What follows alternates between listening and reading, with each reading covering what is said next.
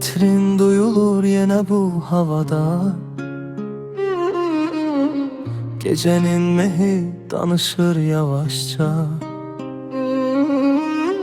Küçələr bomboş, səssiz dayanır. Sənin xəyalın qəlbimə sarılır.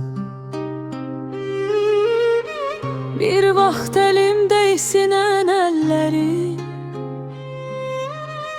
İndi soyuqdur bütün geceleri. Ay ışığı da solğun görünür. Senin yokluğun içimdə böyüyür. Bir xəbər gönder, bir səsin gəlsin. Bu həsrət bitsin, gözlərim gülsün. Mən səni hər gün yenə gözlədim.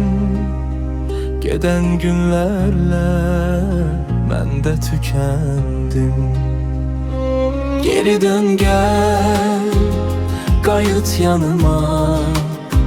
Azlı gözüm senin yollarına. Sensiz keçmir bircə an belə. Adın ək olub mənim qəlbimə. Geri dön gel, bu ürək yorulur. Sensiz küçələr olur qaranlıq.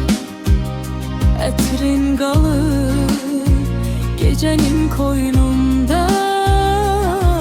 Məni səytib həsrət yolunda.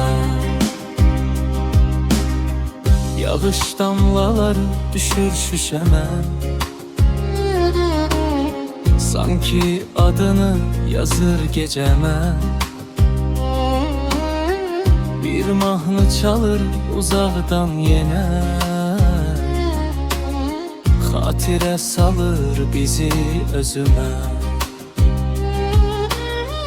Seninle geçen o güzel günler,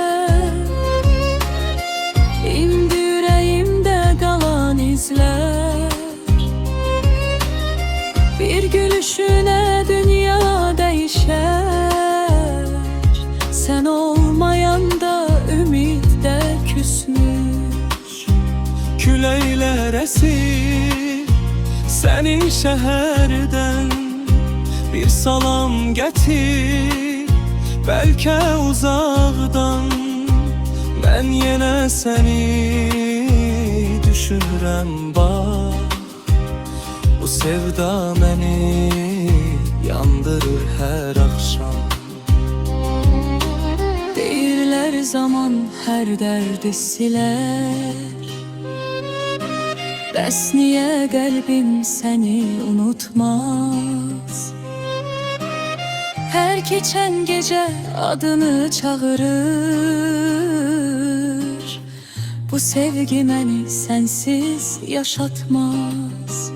Bir dəfə gəl, sən gözlərimə bax.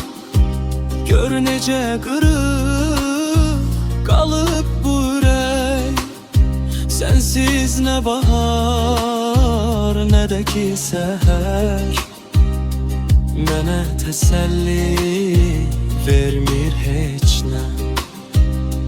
Geri dön gel, qayıt yanıma. Ağlar gözüm senin yollarına. Bir ümit kimi yaşayır adım. Sensiz mənimdir bu derin karanlık. Geri dön gel, geceler uzun. Sensiz ömrümde olur yorgun. Etrin duyulur hele havada.